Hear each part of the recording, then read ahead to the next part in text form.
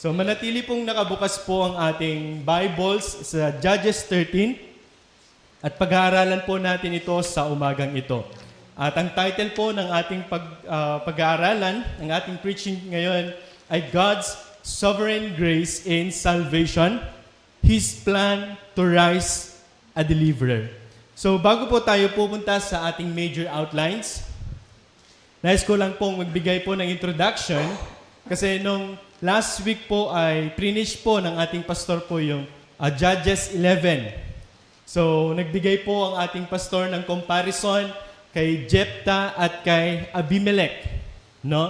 And nagbigay po siya ng mga moral lesson and I hope may natutunan po tayo doon, no? Kaya pahapyawan lang po natin kung paano nakarating po dito po sa Judges 13. Kasi kung babasahin po natin, kung binasa po natin, in verse 1 po kasi, sabi ng Bible, "And the children of Israel did evil again." So, ang mga Israelites po dito sa Judges 13 ay bumalik po ulit sila sa cycle. Kasi in chapter 10, di ba maayos pa, nung namumuno si Jephthah in Judges chapter 11, namumuno si Jephthah, maayos pa yung kalakaran eh. Pero kung binasa po ninyo, sinama po yung binasa, yung Judges 12, namatay na po si Jephthah doon eh. Tapos nagpalit ng hari, tapos namatay yung pumalit kay Jephthah, nagpalit ulit ng hari, tapos and so forth. And then dumating na dito sa chapter 13, bumalik sila sa cycle. Pinagpala sila ng Panginoon, nag-disobey yung mga Israelites, nagpadala ng Panginoon ng propeta para sila ay masave ulit, and then babalik ulit sila sa cycle. Kaya ngayon, in Judges 13, titignan natin ngayon kung ano yung ginawa ng Panginoon dito. Ano? So, isa lang po yung mensahe natin. Pinahikli ko pa po ito. So, kung kayo po ay nagsusulat, isulat niyo po ang ating mensahe. Ang mensahe po natin sa umagang ito is, God graciously initiates salvation through Jesus Christ. So, we must depend on Him alone. Ulitin ko po. God graciously initiates salvation through Jesus Christ. So we must depend on Him alone. Sa biyaya ng Diyos, sinimulan niya ang pagliligtas sa pamamagitan ni Kristo, kaya dapat po tayong lubos na magtiwala at umasa sa Kanya lamang. So ang Diyos po ang nag-initiate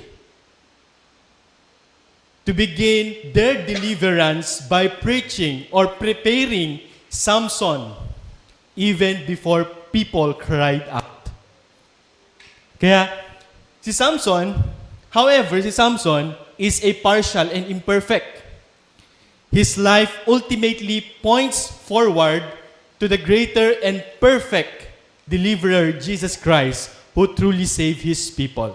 So si Samson po ay partial pa lang po, imperfect deliverer para sa mga Israelita. Kasi yung mga Israelita po dito, binasa po natin in verse 1, sila po ay bumalik sa cycle, sila ay gumawa ng kasamaan. The question is, paano po prepare ng Diyos ang tagapagligtas or yung deliverer? So God prepared Samson as deliverer. Lagi nating tatandaan that Samson is only a partial and imperfect deliverer.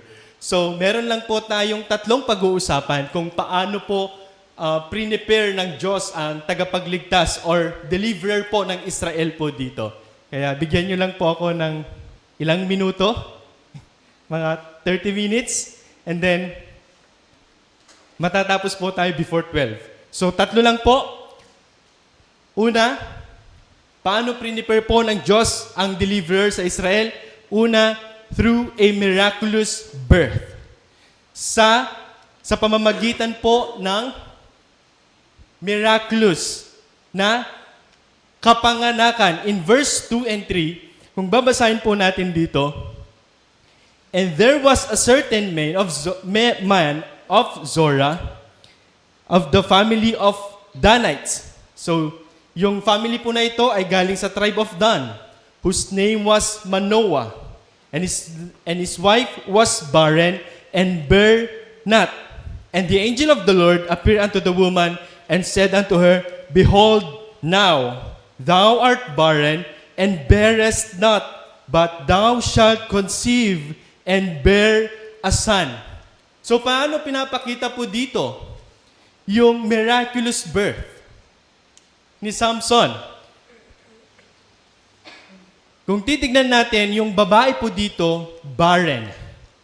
So alam naman natin, barren, baog po siya, hindi siya pwedeng manganak.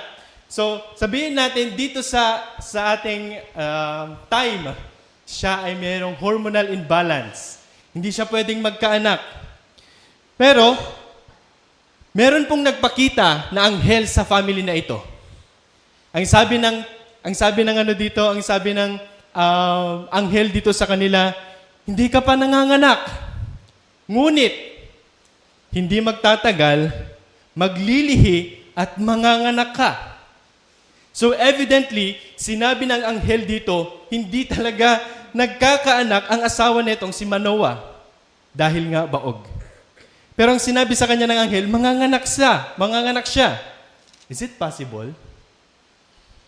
Pwedeng sabihin ng babae dito, "Okay ka lang, be? Baog nga ako tapos sasabihin mong manganganak ako." But the Bible, kung titignan natin, marami na pong nakarecord din na ganitong cases. Nag-research po ako, tinignan ko din yung mga miracles or miraculous birth. Nauna kay Abraham and Sarah. Ilang taon nung nanganak si Sarah? 90 years old. Ipinanganak si Isaac in Genesis chapter 18 and 21. God fulfilled His promise despite impossibility. Second, kay Jacob and Rachel. Sino yung anak nila? Si Joseph.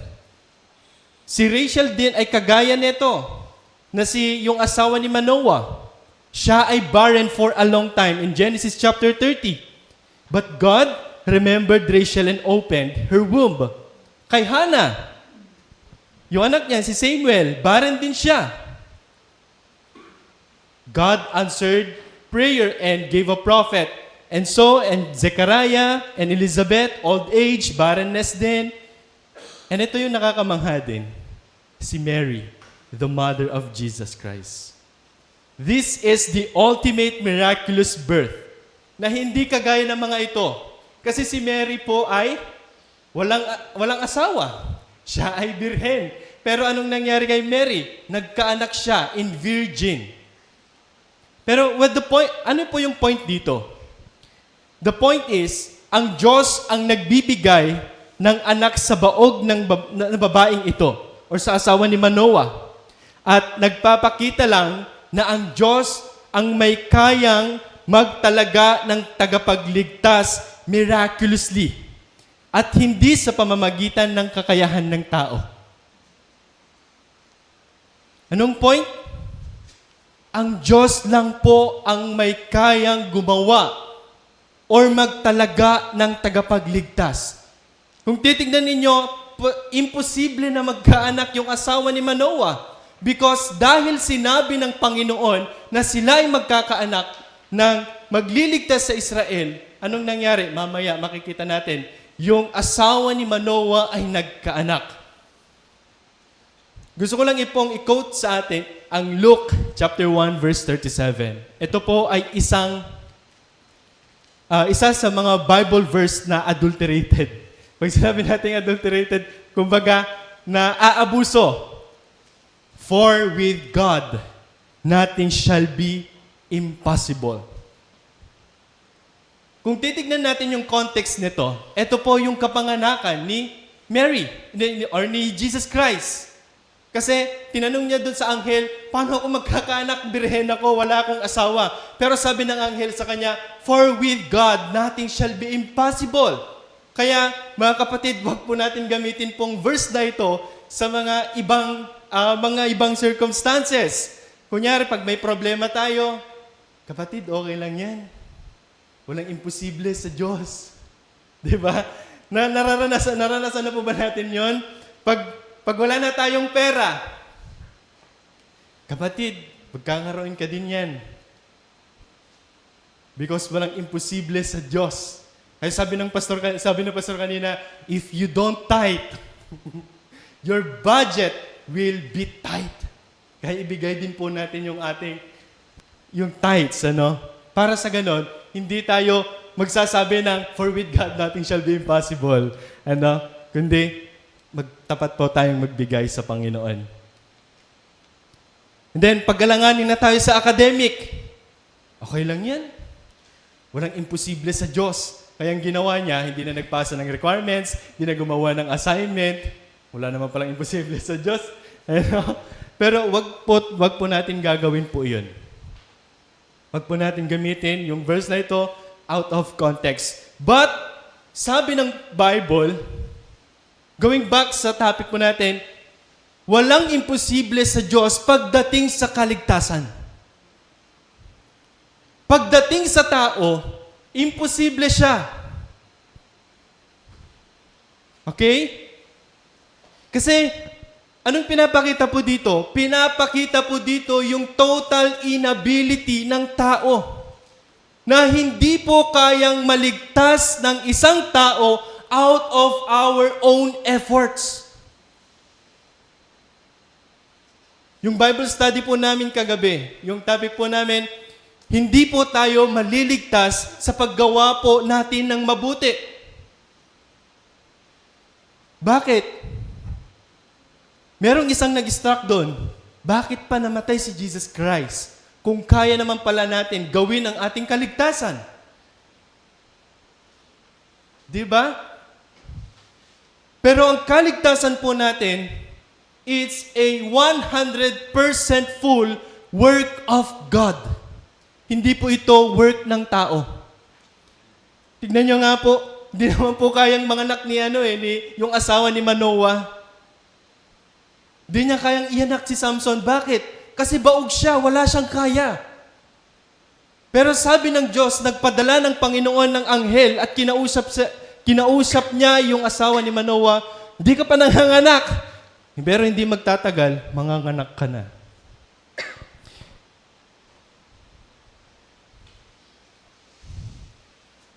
Kaya, mga kapatid, kung tinatry po natin iligtas ang ating sarili, sa sarili nating paraan, ito pong sasabihin po namin, you will lose it. Mawawala lang. Dahil hindi mo matatagpuan o kaya masusumpungan ang kaligtasan na nagmumula sa Panginoong Hesus. That's number 1. Number 2, how did God prepare the deliverer? In verse 4 and 5, now, therefore, sabi ng Bible, beware. Andito na po yung condition niya sa babae. Sabi niya, beware, I pray thee, and drink not wine nor strong drink, and and eat not any unclean things. Malilitong Bible ko. Meron bang mas malaki dyan? Unclean thing. For lo, thou shalt conceive and bear a son, and no razor shall come on his head, for the child shall be a Nazarite unto God from the womb, and he shall begin to deliver Israel out of the hand of the Philistine. So anong pinapakita po dito? Paano prepare po ng Panginoon ang tagapagligtas? Through divine calling before birth. Sa pamamagitan po ng divine calling, bago pa ipanganak si Samson, tinawag na siya ng Panginoon na siya ang magliligtas sa Israel or sa mga Israelites. Pero, merong pinag-uutos ang Panginoon dito sa kanya. Ano yun? huwag kang iinom ng anumang uri ng alak. Nititikim ng anumang ipinagbabawal na pagkain. Siguro yung nanay ni Samson dito, lasinggera. Kasi sabi niya, huwag kang iinom ng alak. Sabi ng Panginoon sa kanya, yung anghel, or titikim na anong pinagbabawal na pagkain, magkakaanak ka. Yun ang kondisyon. Kaya, tingnan nyo, yung asawa po ni Manoah dito, lasinggera. Sino po yung tanggera dati nung hindi pa siya Kristiyano? Meron ba? O yung babae na dito yung lasinggera, hindi na si Manoah. Pero, makikita natin, dito pa lang,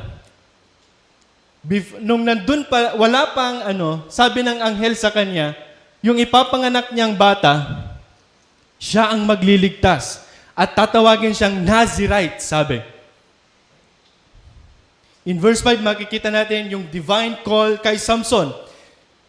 Yan, hindi pa pinapanganak si Samson, sabi ng anghel sa kanya, kapag naisilang mo na ang iyong anak na lalaki, huwag mo siyang puputulan ng buhok, sapagkat mula pa sa kanyang pagsilang ay ilalaan na siya ng Diyos bilang Nazareo. Ipapaliwanag po natin mamaya yung ibig sabihin ng Nazareo. Siya ang magsisimulang magligtas sa Israel mula sa Filisteo.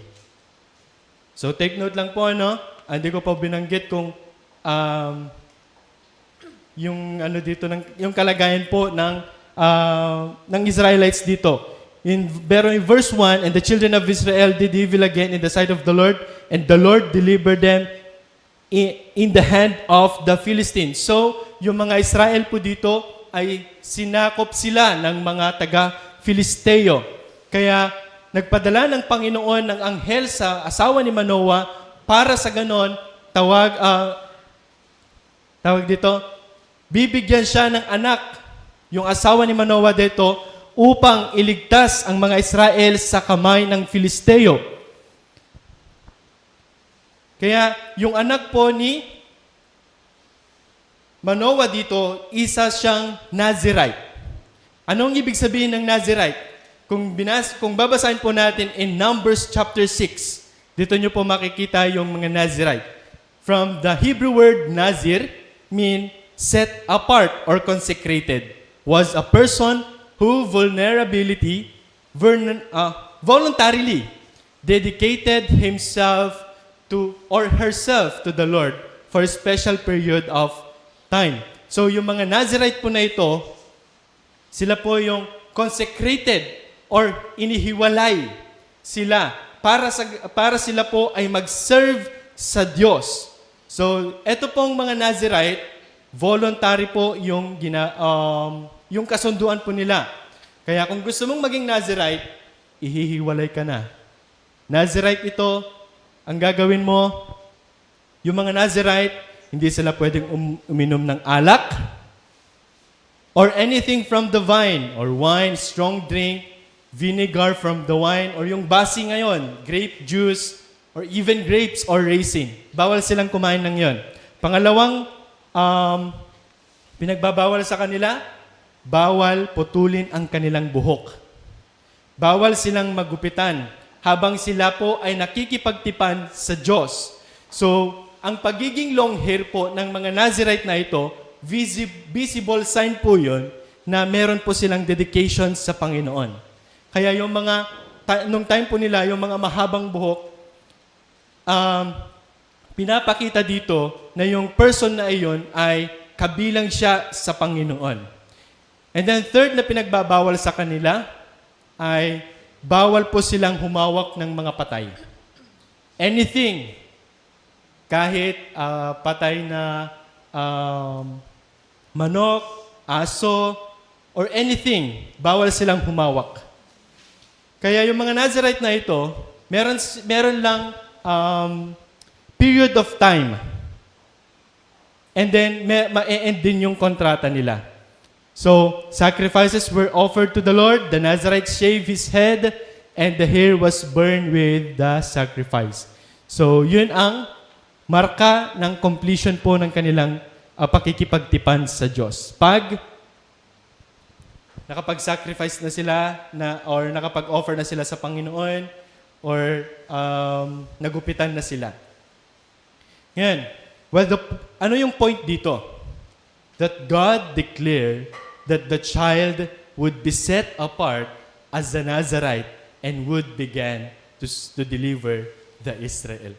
In verse 6 to 14, makikita natin po dito yung confirmation po ng calling. Kasi, nung umuwi po, nung kinausap po ng anghel ng Panginoon yung asawa ni Manoah, umuwi siya ng bahay at tinawag niya yung kanyang asawa. Merong nagpakita sa akin na anghel ng Panginoon, sabi niya sa kanyang asawa. Sabi niya, manganganak daw ako.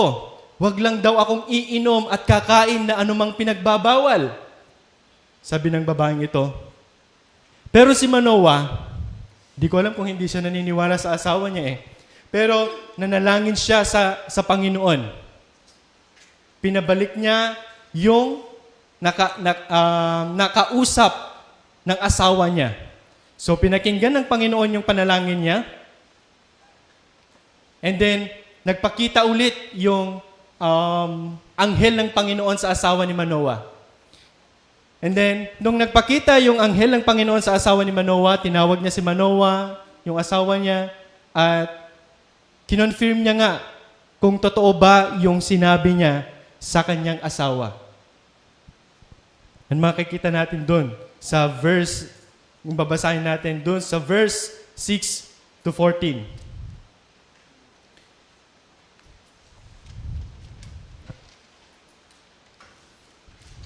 Yan. And in verse 13, sabi niya, and the angel of the Lord said unto Manoah, of all that I have said unto the woman, let her beware. She may not eat of anything that cometh of the vine, neither let her drink wine or strong drink or eat any unclean thing. All that I commanded her, let her observe. Kaya, pinagbawal yung asawa ni Manoah ng uminom ng alak at kumain ng mga pinagbabawal. In verse 15 to 23, makikita naman po natin dito yung divine authority behind po sa calling po na ito. Anong sinasabi po dito? Na yung authority ng pagkatawag kay Samson ay hindi galing po sa tao. Kundi ang authority ng pagtawag po kay Samson bilang Nazareo, tagapagligtas ng Israel, ay galing po ito sa Diyos. That these verses reveal na yung calling ni Samson ay galing sa authority ng Diyos. Makikita pa natin dito na, ang tawag dito, makikita natin dito na yung kausap nila ay hindi lang isang propeta. Kasi nung unang nagpakita, yung anghel ng Panginoon sa asawa ni Manoah, hindi kasi siya nagpakita as the person or yung like ng angel, but parang isang tao, isang propeta. Pero dito, hindi pa nila alam na yung kausap pala nila ay anghel ng Panginoon. Kaya nung tinanong ni Manoah, ano yung pangalan mo?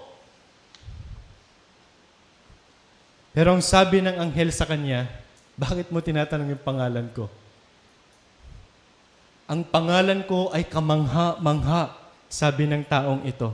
Or yung sabi ng anghel na ito. Kaya in verse 22 and 23, sabi niya dito, sabi ni Manoah, and Manoah said unto his wife, we shall surely die, because we have seen God. But his wife said unto him, nirebuke siya ng asawa niya Sabi kasi ng Manoah, mamamatay tayo kasi nakita natin ang Diyos. Pero sabi ni yung asawa ni Manoah, but his wife said unto him, if the Lord were pleased to kill us, he would not have received a burnt offering and meat offering at our hands, neither would he have shewed us all these things, nor would as it is time have told us such things as this. Kung gusto pala tayong patayin ng Panginoon, bakit tinanggap pa niya yung ating offering? Bakit pa niya sinabi sa atin yung patungkol sa bata? Sabi ng asawa niya, kaya nirebuke siya. So possible din na alam ni Manoah yung verse na sa Exodus chapter 33 verse 20. You cannot see my face, for no man shall see me and live. Manoah feared that because they had just seen the Lord and would shortly die. And makikita naman natin dito yung fulfillment ng promise ng Panginoon sa mag-asawang ito. In verse 24, and the woman bare a son and called his name Samson. And the child grew, and the Lord blessed him. So na-fulfill po yung promise ng Panginoon sa babaeng ito. Na kahit baog po yung asawa ni Manoah, nagkaroon po siya ng anak dahil ipinangako ng Panginoon sa mag-asawang ito na magbibigay siya ng anak sa kanila. Na yung anak nila ay tatawaging Nazareo, inihiwalay ng Diyos na siya ang magliligtas sa mga Israelites sa mga kamay ng mga Filisteo. At nangyari ba na nagkaroon sila ng anak? Yes.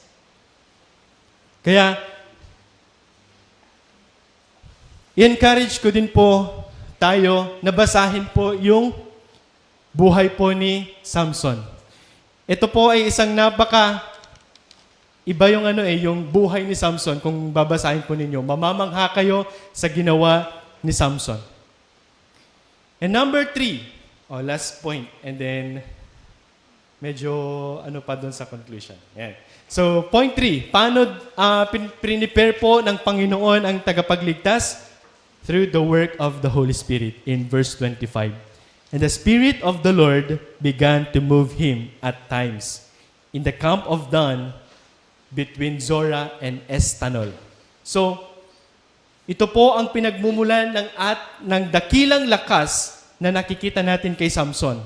Sa mga kasunod na mga verses, sa mga kasunod na chapters, si Samson ay madalas naiisip bilang isang tao na may malaking kalamnan.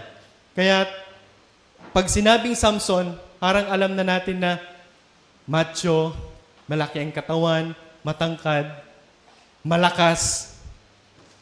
Ngunit, hindi maintindihan ng iba kung bakit napakalakas niya. Makatuwirang isipan na hindi siya mukhang napakalakas. Mukha man siyang malakas o hindi, ang Espiritu ng Diyos ang nagpapalakas sa kanya. So what is the point? The Spirit of the Lord began to steer Samson. So empowering him for the mission of God had given. Ngayon, so meron pa akong 10 minutes. Yeah. Ano yung connect po dito sa gospel?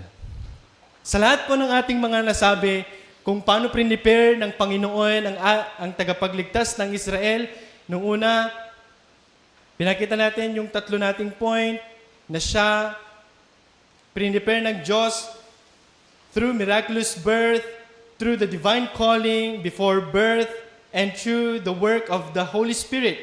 So what is the connection of the gospel?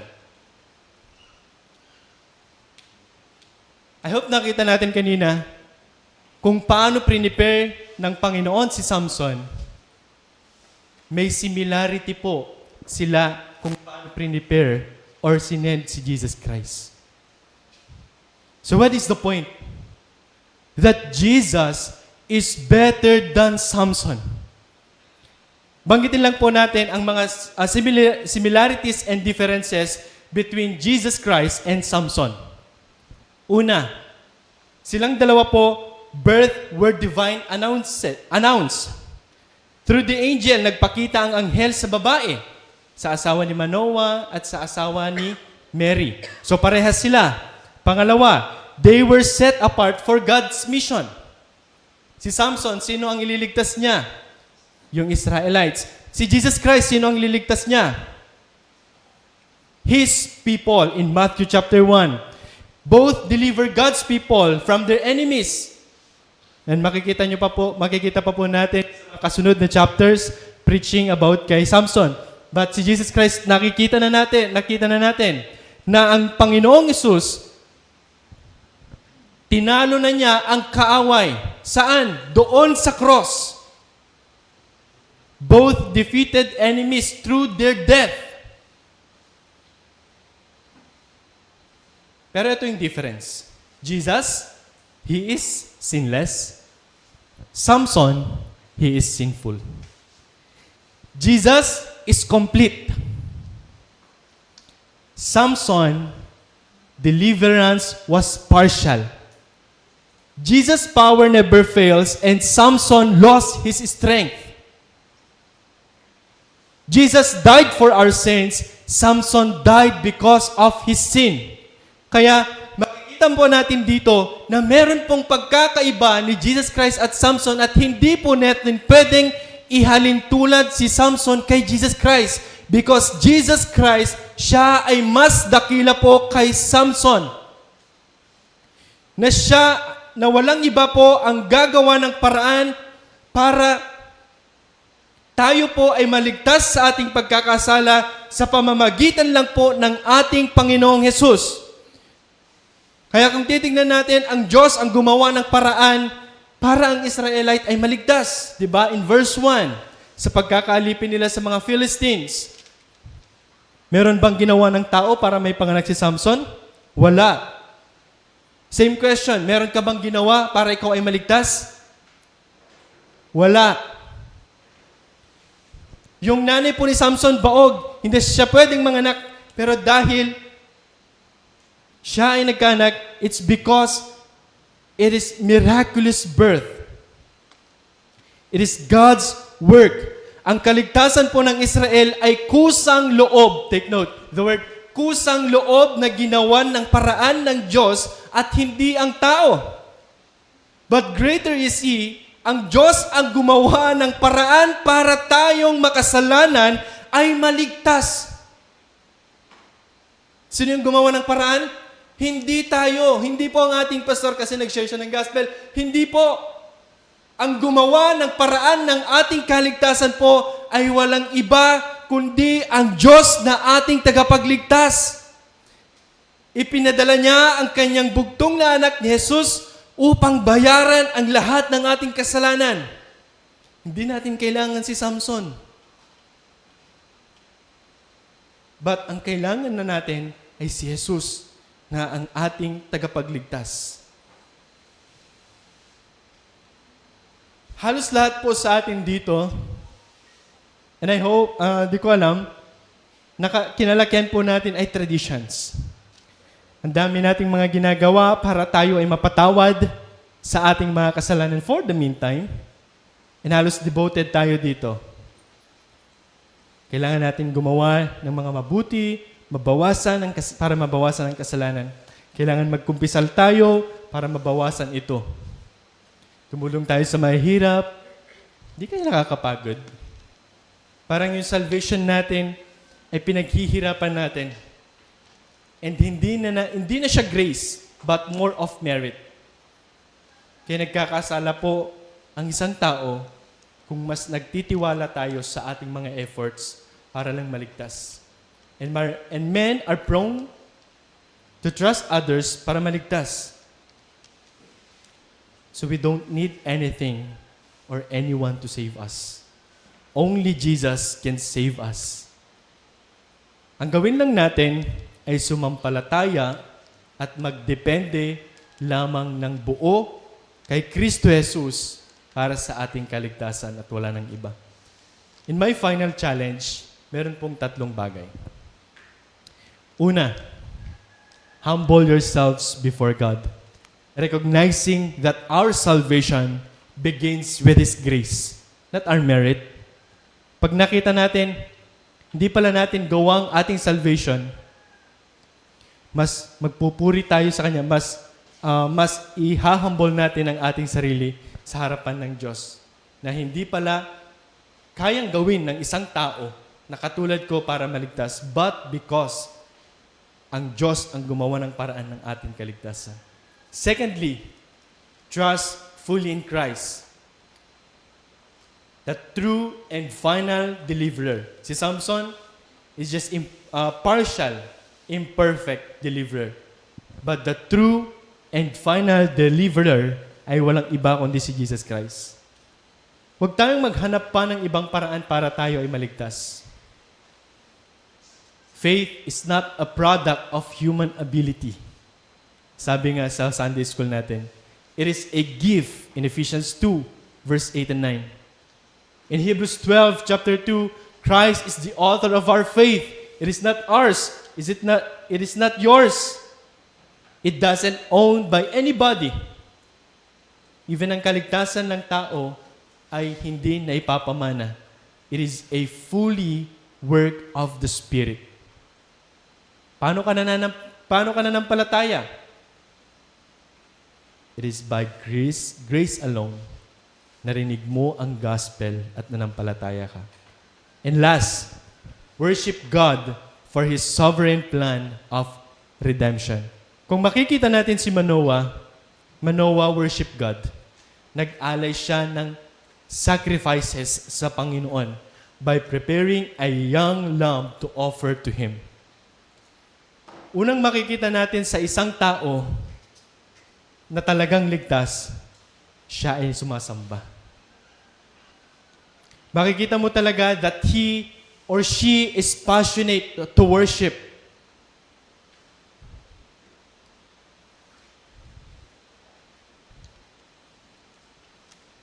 Kasi, ang mga hindi ligtas cannot worship kasi hindi nila natikman ang biyaya ng Diyos sa kaligtasan.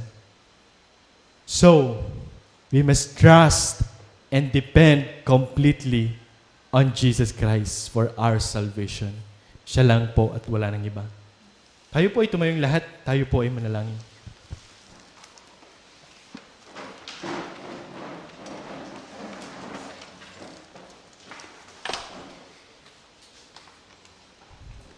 Aming Diyos na mapagpala, salamat Ama dahil sa oras na ito ay may kalayaan kami na mag-aral ng inyong salita.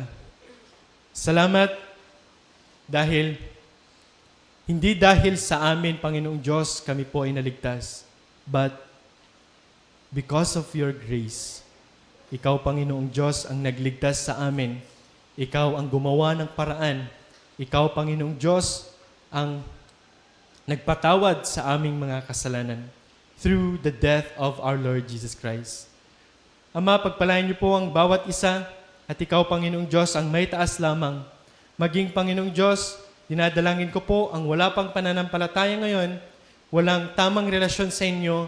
Lord, buksan niyo po ang puso nila at makita nila ang biyaya ninyo na si Jesucristo lamang ang makakapagligtas sa kanilang buhay. Maraming salamat, Ama, sa pangalan ni Jesus. Amen.